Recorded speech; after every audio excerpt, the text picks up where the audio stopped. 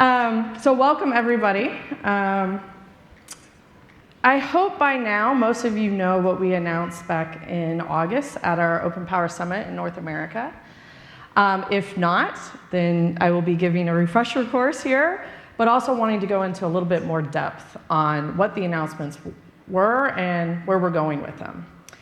So up on the slide here is we announced 3 major announcements in San Diego on August 20th. First is that we're opening the Power instruction set architecture, so our Power ISA.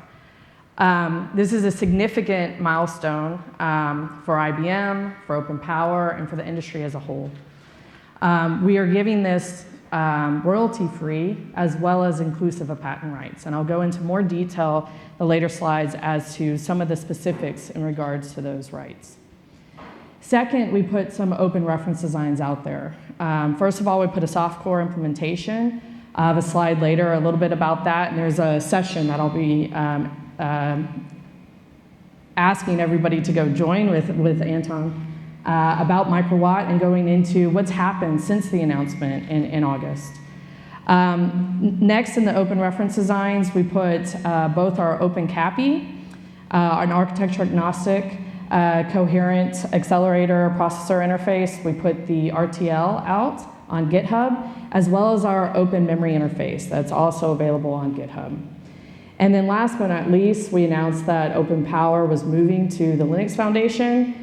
And this is a key milestone, as you know, it's very important in open to have open governance. And we feel like the Linux Foundation is really the premier spot for open innovation. So with opening our instruction set architecture, putting it under a work group for open governance, we moved the OpenPOWER Foundation under the Linux Foundation. With these announcements, we've really become the only architecture that is completely open, the entire system stack, from the foundation of the processor instruction set architecture through the software stack. You heard from our last keynote about the open innovation on OpenPOWER, the system level up through the software stack. Now we've gone all the way down to the instruction set architecture. We feel that this is the right move for the industry as a whole. We've had open source software and open hardware is taking off. We believe that we need innovation in our ecosystem to go more rapidly. If at the end of Moore's law, with the data explosion, modern workloads, the way we tackle these challenges is an innovation in the ecosystem. Open hardware is the way to do that. Basically what I just said, we started this with OpenPOWER in 2013, enabling system-level integration. And in August, we announced opening the Power ISA in order to enable architecture innovation. In addition to that, we've got Open Memory Interface, enabling memory innovation, and OpenCopy, enabling accelerator innovation. The future is in heterogeneous computing. You need all aspects of the ecosystem to be innovating together, seamlessly, throughout the stack. And what IBM has put out there as an initiator helps the ecosystem do that. From the acceleration of where we're going with AI, through the software ecosystem that we've already developed, we're the only architecture that has a mature, robust ecosystem built to build upon. Going back to 2013 when we started OpenPOWER, this is where we are today. 350 plus members across 35 countries, 100 ISVs. We've got innovation at all layers of the stack. Partners bringing systems to the market, multiple innovations, 100 plus OpenPOWER ready certified products. And we're really taking that next step with opening the instruction set architecture and going to where we can now build chips out of our instruction set and build on the innovation that we've already created through the whole system stack. Part of that journey with opening our architecture with OpenPOWER is that we open sourced our firmware. I put this slide in here because despite this being around for many years, a lot of people don't know this. Our entire firmware stack is available on GitHub, completely. All the way down from power on, all the way up to the Linux operating system. This goes to what the keynote just talked about. trusted compute, security, full transparency. We have it. And we have had it. Power architecture. So if you look at the systems that are out through OpenPOWER, they range from our Raptor system, which is a low-end, high-performance system you can see out at one of the booths, all the way up to the #1 and #2 supercomputer with Summit and Sierra. It's a very large range of products. What people don't realize sometimes is that the Power architecture has multiple backgrounds. We've got the PowerPC embedded, which we no longer deliver chips out into the ecosystem on. But we actually took that architecture, combined with our server-grade Power architecture, and combined them. And that's what was launched with OpenPOWER. When we launched OpenPOWER in 2013, the architecture it was built upon was our Power ISA, which actually combined the two architectures. This convergence was enabled with Little Endian support in Power 8 with 2014, Linux-friendly radix page table management coming in Power 9 in 2017. So it's been a journey. But we actually have user code compatibility between our PowerPC embedded and our PowerPC server and desktop. That means with our instruction set architecture, we can develop a wide range of products from the very low end to the very high end, but it's all built on very high performance, robust, and again, it has that mature software ecosystem that's already built and ready to go. Part of that was seen when we launched the Open ISA. We did an experiment, took a software engineer sitting over there who said, okay, I'm gonna take the lowest subset of the Power instruction set architecture, and from scratch, I'm gonna build a soft core. It's just a scalar fixed point. It's nothing very complicated. I'm going to go run it on FPGA. Picked up an FPGA. It ran seamlessly. No software work. Not at all. We then said, we have partnership with Xilinx, one of our OpenPOWER partners. Let's take their latest line, Alveo, and let's put it on there. And he'll show you that put it on there, actually repeated it. I won't give away how many cores, but bunch of different cores on there, all running. No software work. And I'm going to skip ahead, just because I'm talking about it. Let's go back. Uh-oh. Microwatt announced it in August, and today, it's already taken life, where this was just an experiment by us saying, let's see how easy this is. 2-month part-time effort, put it out there. We expect by the end of this year, it'll be Linux capable. Again, that's putting functionality into the soft core, the hardware. No software work to get that running. Our ecosystem is mature, robust, and exists. We were on a panel at an open forum recently, and one of our ecosystem partners stood up on stage and said, why wouldn't you go with Power? It's the only architecture that's completely open. Mature ecosystem. Build your new, be it an AI chip, be it a soft core, be it a mobile, whatever, it'll just run. Now, it's a lot more complicated than that, I think everybody knows. But I've been in chip design my whole career. It's a lot more complicated than that. But software is very complicated. And I think some people think, you build the hardware and it's just... Our software has been built. We have a robust instruction set where we can do all different types of products out of it. And we want innovation to bring in new extensions to that architecture for the new world. And we have the ecosystem to do that with our partners. A little bit specifics about the rights that we're granting with contributing it to OpenPOWER and OpenPOWER opening it out to everybody. I get a lot of questions on this. So this is a slide kind of going into detail about those specifics. So basically, you have the right to create, distribute, license, sell Power ISA cores. You can represent that, software, RTL, circuit design. Free to develop completely. Innovate together out in the open ecosystem. You license it. If you're someone that's out on GitHub, you can just put it under Creative Commons. If you want to do a proprietary license on it, or you want to use any of the other open source licenses, you can do that.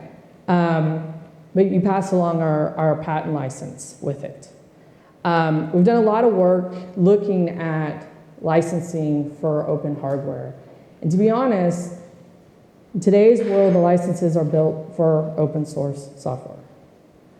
IBM's working with the Linux Foundation and companies across the ecosystem on now how can we put real open hardware licenses together. So with the license that we put out there, we've enabled everything you can do, you want to do with the hardware, but also looking at having the right rights to actually build it. And that's where we've put in place the patent license that says, look, if you go and implement it, we have a patent license that gives you those rights to have made all the rights you need to physically implement it. If you look at an open source software license, it doesn't actually give you the rights. It has software patent rights. It doesn't actually give you hardware patent rights to build. We'll be working to actually get real open source licenses for hardware out in the ecosystem, but what we've done today is actually provide all the rights where you have a patent license that passes through and you can actually build that hardware. Because of the mature ecosystem, we do play particular importance to preventing fracturing. We have that, I like to talk about it in the form of we have a big mature tree. You don't want to start making all different side branches of that because you have that healthy tree to use. And so when you go to build your chip and you get those patent rights, we're looking for it to be compliant. And that helps the overall ecosystem so that the software will all run across compliant devices.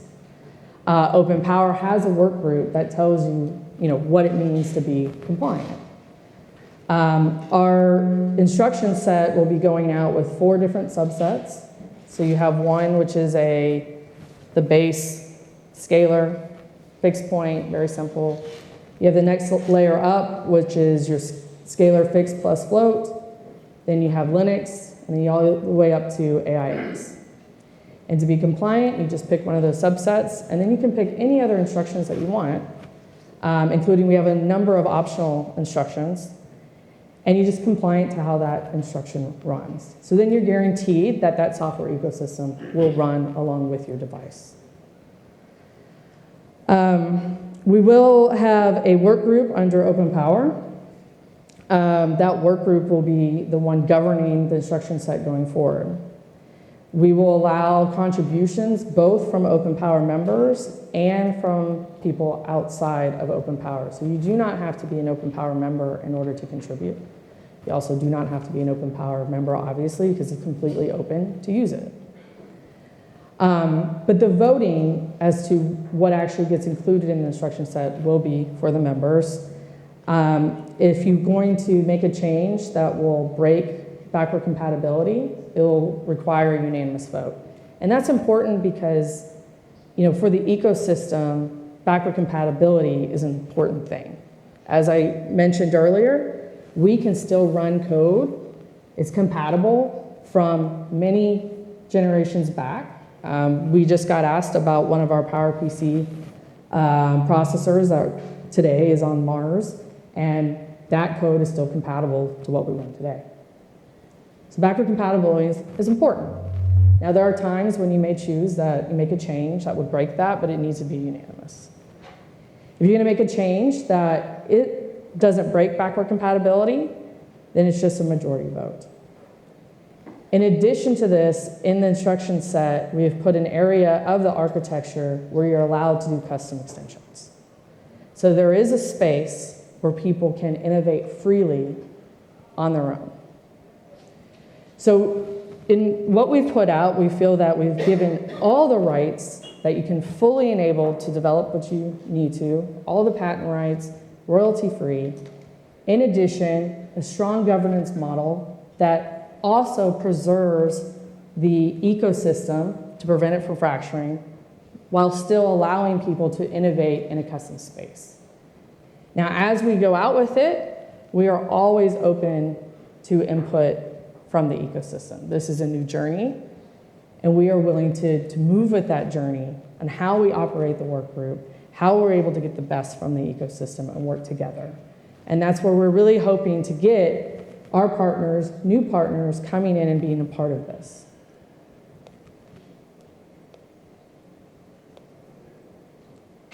Let's switch gears a little bit from the Open ISA to Open Memory Interface, which is another one of our announcements. We put out our RTL for our Open Memory Interface. We put both the host and the device side. Just a little bit about what Open Memory Interface is. It's architecture agnostic. It's a memory interface for very high bandwidth, low latency, purpose-built for memory. We took our background of scale-up buffered memory. So if you look at the very top of the chart, IBM has a long history of very high bandwidth, high capacity, RAS infrastructure built for high-end computing. And we had differential, DIMMs, and we had very purpose-built for high-end server class. And that was our scale-up buffered memory. As we launched OpenPOWER and we started going into, more across the low-end space, the Linux space, we looked at, hey, we need commodity packaging form factors, we need low latency access, and we went to scale-out direct attached memory. And this was good for certain space, and they're both good for the space you're in. But we really wanted to combine the abilities of the top and the bottom, and that's where we created Open Memory Interface. Open Memory Interface gives you both the near-tier extreme bandwidth, low capacity, low latency, low cost, RAS, capacity, bandwidth, extreme capacity, persistence, across the board. And the beauty of it is that you can really interchange memory. As we look into the future, we need all sorts of types of memory. DDR is no longer going to last to be the only memory that you can use.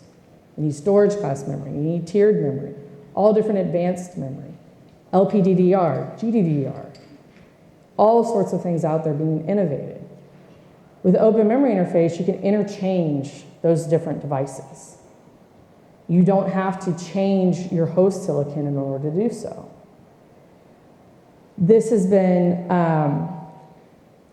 announced at Hot Chips and previous events, but one of our partners actually built the first OMI memory device.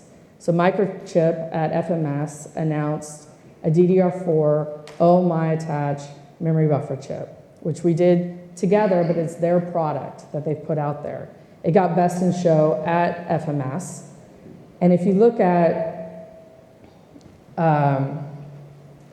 the DRAM DIMM right here, you've got the Centaur DIMM, which was the up top high-end memory buffer, and you got your standard direct attached JEDEC DDR. Their product, you see the Microchip chip right there. This is sitting on a DDIMM. Technology agnostic, so it can connect to any architecture, doesn't have to be for power. Low cost, ultra-scale system density, enterprise reliability, low latency, high bandwidth. It gets 4x the memory bandwidth per pen. Phenomenal reception on this product that went out. But the beauty of what we announced, which is the Open Memory Interface RTL, is that now people can take the host side RTL, put it on their host processor. So whether it's x86, it's ARM, it's RISC-V, they can all pick that up and put it on, and then they can use this product. At the same time, the device side, as I said, we have all different types of memory. They can take the device side RTL, which Microchip used in this product, and they can go use their advanced memory, attach it into there, and it can go on any of the open memory interfaces. We've already had, since August, multiple companies come in, pick up the RTL, and start using it on their advanced memory that they're going to be putting out into the future.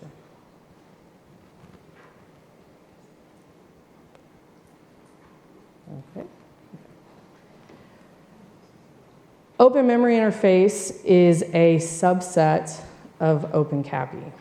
Open Memory Interface is considered OpenCopy 3.1. OpenCopy is more general purpose. While OMI was purpose-built for memory specifically, OpenCopy is a coherent bus where you can do network controllers, you can attach memory. It's not purpose-built for memory, but certain types of memory solutions work well in our general OpenCopy protocol. You can do coherent caching accelerators, storage controllers, you name it. Any kind of accelerated device can connect into OpenCopy, which is a very high-speed, high-bandwidth coherent bus. One of the things we did when we designed OpenCopy is we really looked to put the complexity on the host side instead of on the device. Host processors have longer development cycles. They are used to the complexity of coherent caching. When you look at the accelerators being built, they want to turn over fast. They want to get out to the market fast. They don't want the complexity on that side. So we built the architecture where the complexity really exists on the host versus on the device side. And what we did with our announcements is we actually put the RTL out there, so now people can pick up the RTL and design, be it on an FPGA or even on an ASIC. So that is out on GitHub for people to freely use. So today, while I talked about what we announced in August, we actually have two other pieces of IP that we are opening up and announcing in this forum. Both have to deal with our Cappy and OpenCopy technology. The first one is actually a solution that was built on our predecessor, Cappy, which was before we did OpenCopy. And that is Cappy 2.0. And what you see in the little picture on the right-hand side is what's considered the Cappy Flash stack. Cappy Flash is accelerated NVMe controller IP. All of those pieces have been open except for the solution piece of Flash GT. And we've had a lot of interest in this solution from various universities and research institutes. So we decided that instead of having it a proprietary solution that IBM had put out into the market, that would be opening up that IP that can be picked up and freely innovated with. You can see at the bottom there's various performance metrics, but overall this allows 6x the number of 4K random read IHOPs per core versus standard NVMe. This will be out in GitHub where our Cappy IP resides. If you want more information about the specifics of it, there is a whole track today on FPGAs, and the team that is here can talk to you about this particular IP and what it enables and how to get access to it. But our real headliner is OpenCopy Acceleration Framework. So we announced in August that we opened our RTL for OpenCopy 3.0. And today we're announcing the acceleration framework that's built on top of that. It's the integrated development environment for creating application FPGA-based accelerators, and it's available today. I'm not going to steal the thunder of the team that will be speaking to this, so I really encourage you to come out and see their talk at 2:40 today. Lu Young and Alexander that are in the back there, they'll be speaking about what OpenCopy Accelerator Framework enables to be done with our OpenCopy technology. Again, all open and freely available for people to use and develop on.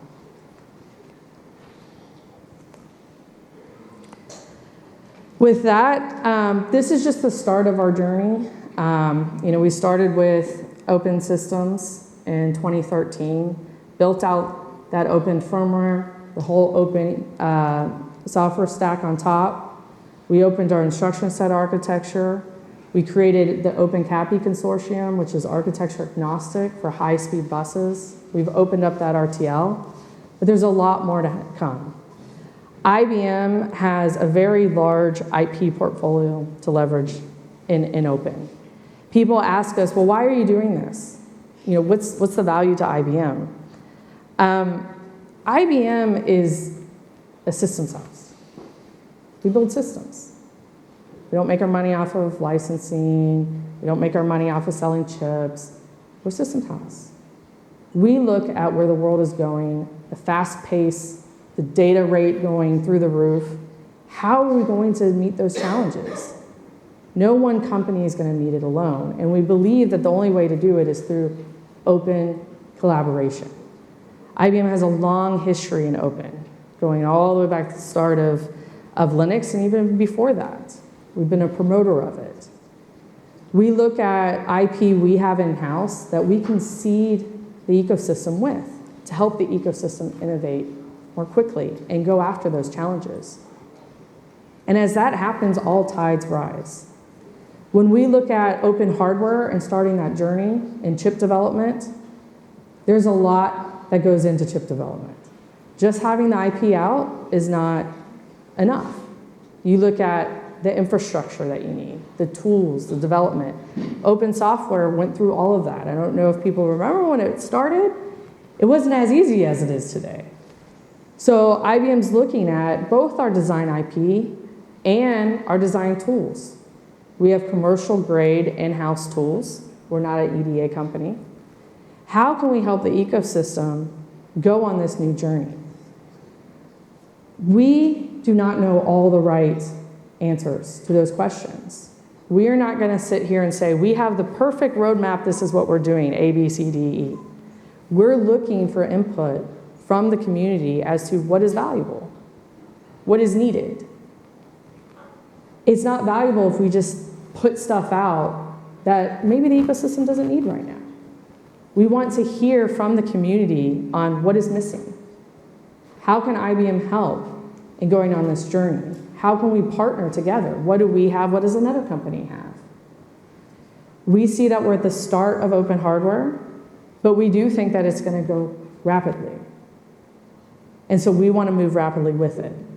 We will continue to be putting announcements out as to what we will be opening, but I very much encourage for all of you to tell us, what is it that it needs? What are you looking for? What are the solutions that you're after? We may have something. We may not. We may need to develop something new. But that's the beauty of the collaboration that happens in things like OpenPOWER Foundation, OpenCopy Consortium, the Linux Foundation. All of us together on the journey can reach those solutions at a faster pace, quicker innovation. No one company is going to do it alone. And as you heard earlier, it's not a good thing for the ecosystem if it's all owned by one company. With that,